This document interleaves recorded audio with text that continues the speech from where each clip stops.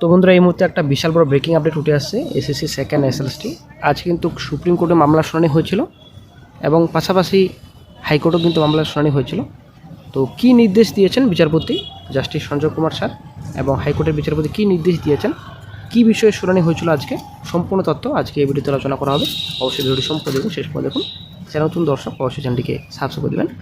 তো বন্ধুরা, আশা করি আপনারা জানেন 31শে ডিসেম্বর প্রথমত ছিল, তারপর কিন্তু 31শে আগস্ট পর্যন্ত বাড়ানো হয়েছে শিক্ষকদের চাকরিটাদের 26,000, ঠিক আছে। তো 31শে আগস্টের মধ্যে নিয়োগ প্রসেস সম্পূর্ণ কমপ্লিট করতে পারবে কমিশন।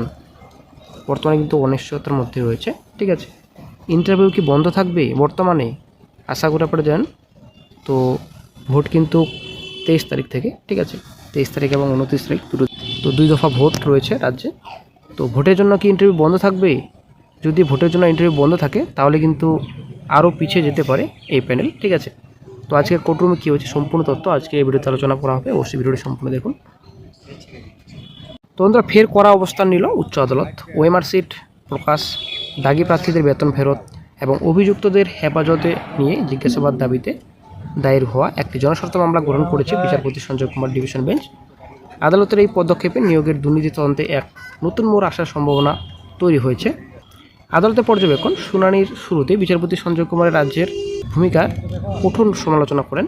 মামলার মূল দাবি ছিল অত্যন্ত স্পষ্ট: বেতন ফেরত। যে সমস্ত প্রার্থীর নিয়োগ অবৈধ বলে প্রমাণিত হয়েছে তাদের প্রাপ্ত বেতন রাষ্ট্রীয় কোষাগারে ফেরত দিতে হবে। এবং সেখানে ছিল স্বচ্ছতা। সমস্ত প্রার্থীর ওএমআর সিট জনসম্মুখে প্রকাশ করতে হবে যাতে যোগ্য ও অযোগ্যদের পার্থক্য স্পষ্ট হয়। তো তারপর তদন্তের গতি, দুর্নীতির সঙ্গে যুক্ত মূল অভিযুক্তদের হেফাজতে নিয়ে দীর্ঘ জিজ্ঞাসাবাদের প্রয়োজন। বেঞ্চ প্রশ্ন তোলে, আদালতের পূর্ববর্তী নির্দেশ থাকা সত্ত্বেও কেন এখনও তা কার্যকর করা হয়নি। বিচারপতি পর্যবেক্ষণে উঠে আসা যে আদালতে দেওয়া নির্দেশাবলী প্রয়োগে বিলম্ব এবং বিভ্রান্তি কোনোভাবেই গ্রহণযোগ্য নয়। এটি সরাসরি নিয়োগ প্রক্রিয়ার স্বচ্ছতাকে খালিমুক্ত করেছে। তো শুনানির সময় রাজ্য সরকার ও সংশ্লিষ্ট কমিশনের অবস্থান নিয়ে একাধিক অস্বস্তিকর প্রশ্ন করেন বিচারপতি। বিশেষ করে আদালতের আগের নির্দেশগুলিকে পাশ কাটিয়ে কেন নতুন নিয়োগ প্রক্রিয়ার সঙ্গে এই বিষয়গুলি ভুলিয়ে ফেলা হয়েছে তা নিয়ে সরাসরি জবাব তলব করা হয়েছে। আদালতের পর্যবেক্ষণ অনুযায়ী নির্দেশ পালনে অনীহা কেবল আইনি অবমাননা নয়, বরং কয়েক হাতে যোগ্য চাকরিপ্রার্থীদের ভবিষ্যতের সঙ্গে এক ধরনের প্রতারণা। বিচারপতি সঞ্জয় কুমার স্যার সাফ জানিয়ে দেন, আদালতের নির্দেশ পালনে যে ঢিলেমি দেখা যাচ্ছে তা মোটেই ঐপ্রেত নয়। কেন এখনও সিট সংক্রান্ত তথ্য গোপন রাখা হয়েছে। তো আদালত এই মামলায় যুক্ত সমস্ত পক্ষকে নোটিশ পাঠিয়ে হলফনামা আকারে জবাব জমা দেওয়ার নির্দেশ দিয়েছে। রাজ্য সরকারকে পরবর্তী শুনানিতে বিস্তারিত ব্যাখ্যা দিতে হবে যে কেন এবং কার নির্দেশে আদালতের রায়ের বাস্তবায়ন থমকে রয়েছে। নিয়োগ দুর্নীতি নিয়ে যখন রাজ্য জুড়ে তীব্র আন্দোলন চলছে, তখন উচ্চ আদালতের এই কড়া মেজাজ তদন্তকারী সংস্থাগুলোর উপর চাপ বাড়াবে মনে করা হচ্ছে। বিশেষ করে দাগি প্রার্থীদের বেতন ফেরতের বিষয়টি কার্যকর হলে তা প্রশাসনের উপর বড় ধরনের আর্থিক ও নৈতিক চাপ তৈরি করবে। তো বন্ধুরা, কিন্তু আজকে আপনারা শিখতে পাচ্ছেন চাকরিতে বজ্রপাত, এসএসসি নিয়োগ মামলায় প্রার্থীদের বেতন ফেরতের মামলা বিস্ফোরক সুপ্রিম সিদ্ধান্ত। তো এখানে কিন্তু আপনারা দেখতে পাচ্ছেন 25শে মার্চ 2026, ঠিক আছে। তো আজকেরই কিন্তু আপডেট 25শে মার্চ 2026। তো এটা আপনাদের জি নিউজ, জি ঘন্টা, ঠিক আছে, জি ঘন্টার আপডেট আজকে কিন্তু কিছুক্ষণ আগে প্রকাশিত হয়েছে। এবং বর্তমানে আরও একটা খবর উঠে আসছে যে এসএসসি যে কর্মী মাত্র 35, বেশিরভাগই ভোটের কাজে ব্যস্ত। নিয়োগ প্রক্রিয়া নিয়ে সংশয়ে হাইকোর্টে এসএসসি। তো চলে আসছে আমরা বিস্তারিত। তো বর্তমানে রাজ্য বিধানসভা নির্বাচনের আবহে বড়সড় জটিলতার মুখে পড়ল এসএসসি।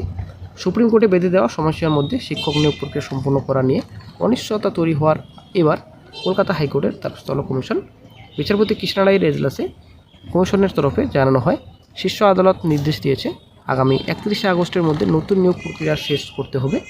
আগে মার্চের মধ্যে এই কাজ শেষ করার কথা ছিল, কিন্তু বর্তমান পরিস্থিতিতে সেই লক্ষ্যে পূরণ করা কঠিন হয়ে দাঁড়িয়েছে। এসএসসি দাবি তাদের মোট কর্মীর সংখ্যা মাত্র 35 জন, এর মধ্যে 24 জনকে নির্বাচন কমিশন ভোটের কাজে নিয়ে গিয়েছে। ফলে হাতে থাকা সীমিত কর্মী নিয়ে নিয়োগ প্রক্রিয়া চালানো প্রায় অসম্ভব হয়ে উঠছে। এ পরিস্থিতিতে নিয়োগের গুরুত্বপূর্ণ ধাপ ইন্টারভিউ প্রক্রিয়া চললেও তা নির্ধারিত সময়ের মধ্যে শেষ করা নিয়ে সংশয় তৈরি হয়েছে। কমিশনের বক্তব্য, এই কর্মীরা একটি স্বশাসিত সংস্থার অন্তর্গত, তাই নির্বাচন কমিশনের তরফে তাদের সরাসরি ভোটের কাজে টেনে নেওয়া যুক্ত নয়। উল্লেখ্য 2016 সালের আশা করি যাবেন প্যানেল বাতিল হয়েছে। তো তারপর কিন্তু সুপ্রিমও কিন্তু বাতিল করা হয়েছে, এখানে কিন্তু বলা হয়েছে, ঠিক আছে। তো এটা আমাদের কলকাতা হাইকোর্ট জানিয়েছে যে আগামী সোমবার এই মামলার শুনানি হবে। এখন সেই শুনানির দিকে তাকিয়ে কমিশন এবং হাজার হাজার চাকরি প্রার্থী। আসবার বন্ধুরা আপনারা বুঝতে পারলেন, তো ভোটের কাজে এখন সবাই ব্যস্ত। কিছু শিক্ষককে নিয়ে যাওয়া হয়েছে ভোটের কাজে। তো এদিকে 35 জন মাত্র কর্মী রয়েছে এসএসসিতে, তো 24 জনকে নির্বাচন কমিশন ভোটের কাজে নিয়ে গেছে। ঠিক আছে, তো আশা করি আপনারা জানেন ইন্টারভিউ প্রসেস চলছে বর্তমানে এখন। তো কীভাবে তারা ইন্টারভিউ প্রসেস কমপ্লিট হবে এটা কিন্তু চিন্তায় রয়েছে কমিশন। বন্ধুরা